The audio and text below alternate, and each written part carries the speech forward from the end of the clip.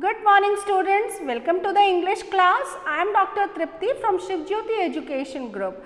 So, today we are going to start with chapter number 10, the sermon at Banaras from your first flight book. So, let us start with the chapter students. Students, so let us start with the chapter now, the sermon at Banaras. So, now first of all we have to understand the title of this chapter. Sermon is a preaching that is being given by a religious guru, and here sermon at Banaras. So, there is a summit where preaching was being given by Gautama Buddha, and this preaching, this religious talk, or we can say a lecture which was given by Gautama Buddha was his first preaching after enlightenment, and it held at Banaras. So this is the chapter where you will come to know about the various aspects which he talked about during that sermon in amongst the disciples he was been giving those preachings. Now, let us start with how a bit of the chapter starts with a bit of background regarding. We will come to know about Gautama Buddha, who he was and from where, all the details of his life. So, let us start with the chapter now. Gautama Buddha, he was born in 563 BC and he was alive, he died in 483 BC. So, as we know, before Christ the timeline goes towards 0, it comes towards 0. So, this is how his lifespan was, and he began his life as a prince named Siddhartha Gautam in northern India. So, he belonged to a royal family. He was a prince of a princely state, and his father was the king there, and at a young age of 12 he was being sent to the Gurukul for his schooling. Okay, so see here, at 12 he was sent away for schooling in the Hindu sacred scriptures, and 4 years later he returned home to marry a princess. So, after completing his schooling for 4 years, and he learnt over there all Hindu scriptures like Vedas, Puranas and all those sacred books he studied for 4 years, and at the age of 16 he came back and he married a princess. As further they had a son and lived for 10 years as befitted royalty. So, as being a prince, he was enjoying his royal legacy, and then he stayed as a family man for 10 years. They had a son, and after that at the age of around 25 years there was a turnaround which came in his life, and at about the age of 25 the prince, heretofore shielded from the sufferings of the world, while out hunting, chanced upon a sick man, then an aged man, then a funeral procession, and finally a monk begging for alms. So, when he on that occasion, when he went for a hunting trip, and on his way to that hunting trip, he, up till now, see, there is a term being used here, heretofore. Heretofore means up till now it never happened, means before this age he never experienced sufferings. So, since he was a prince, he always enjoyed all his princely facilities and the legacies and lavishes, and he never experienced any sufferings. So, always his life was been a happy life. So, when he was on that hunt, he experienced suffering when he encountered with a first of all he encountered with a sick man who was suffering, and then he found an aged man. Because of his age he was also been not very happy, he was walking with difficulty, and then there was a funeral procession going on. People were being sad, they were mourning, and the person who died, so there were relatives and the kinsmen who all were been in grief. So and then finally he met a monk who was been begging alms. So this all sight made him to be deeply engraved. He was been deeply moved by the sufferings which he saw on that trip. So let's move further here. These sights so moved him that he at once went out into the world to seek enlightenment concerning the sorrows he had witnessed. So finally he decided that he will find out why these sufferings are there in the world, why people feel grief, they are in intense sadness, they are feeling that pain, why there are so much of sadness, and people are so he, after witnessing all those sights, finally he left his home for attaining the enlightenment. Enlightenment means, see here, a state of high spiritual knowledge. That means you get to know, you acquire the knowledge of the purpose of your life to be here on this earth. When you are here, you have born, what is the real purpose of being here, born as a man? So that is what is enlightenment. So finally he left the home, and the main concern was to get enlightened and to find out the source of sorrows and sufferings from which a man suffers. Now, so finally he wandered for 7 years and finally sat down under a peepal tree where he vowed to stay. Now what happened? He kept wandering for 7 more years, and but he was unable to find out the answers of the questions for which he had been wondering, and finally he decided, he vowed, there is a word being used here, vowed. Vowed means he swore, he took an oath that up till the moment he won't get the truth, he will not be able to explore that reason and the truth, he will not get enlightenment, he will not leave this place. So he identified a peepal tree, and finally he sat under that peepal tree, and after 7 days finally enlightened, he was being enlightened.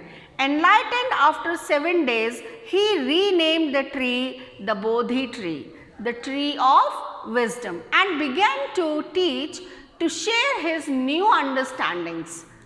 So finally he got enlightenment. After 7 days he moved from that peepal tree, and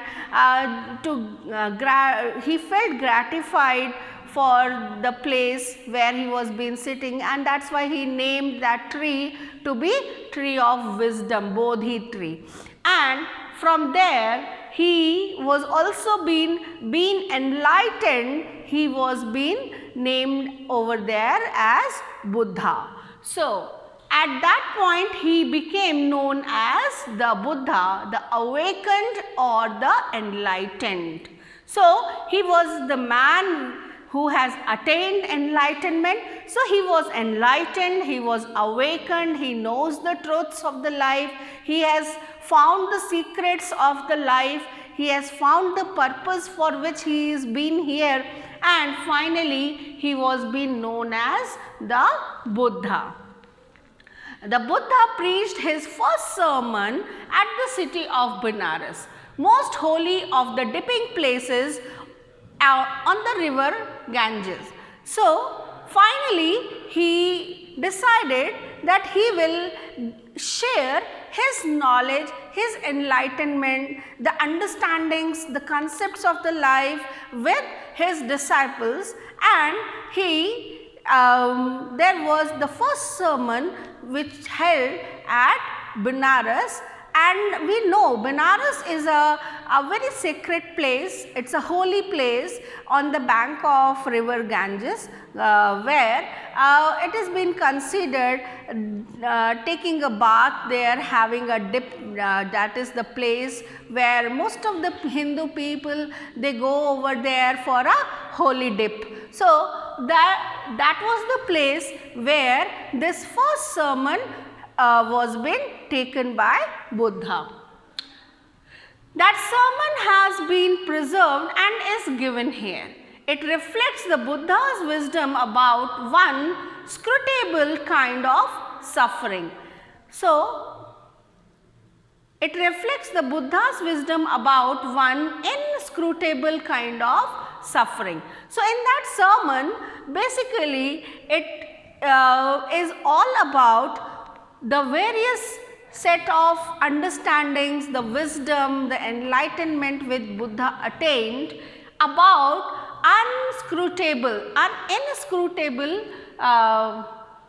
inscrutable means something which cannot be understood. So, something which is of difficult nature, which could not be easily understood by a person. So, he needs someone to let him know what exactly that understanding, what is that concept of life is. So, this sermon is all about that. So, that sermon was been preserved and now it has been given here as further in this chapter. So, now let us move to let us know about what Buddha talked about in that sermon. Kisa Gautami had an only son and he died. Now, in this sermon, as we can see here, Kisa Gautami. So, Kisa Gautami was a lady and she somehow her son died and she was been in great grief, and rather she was not accepting the dismissal of her son. And she was still trying to find out some way in which she can get her son treated and she can find a medicine to cure her son. So, with her dead son, she was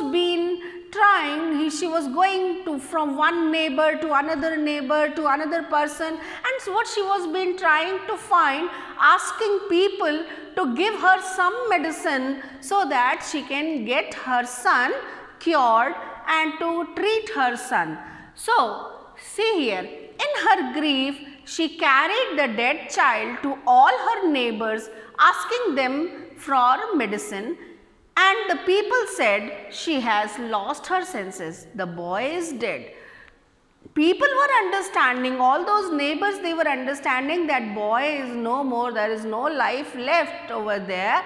But still the lady was in great grief and they understood that probably this lady has gone crazy, she has lost her senses, she is unable to understand the concepts of death, and that is why they were being very sympathetic to Kisa Gautami. Now, at length, Kisa Gautami met a man who replied to her request, I cannot give you the medicine for thy child, but I know a physician who can.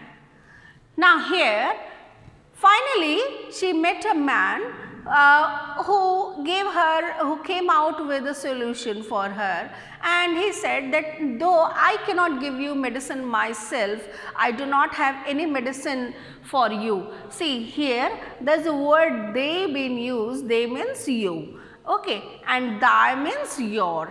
Okay, so this is a primitive form of you and your, thee and thy. Okay, so he said that he knows a physician and he can send Kisa Gautami to that physician and he will be able to help you in this case. So, and the girl said, pray tell me, sir, who is it?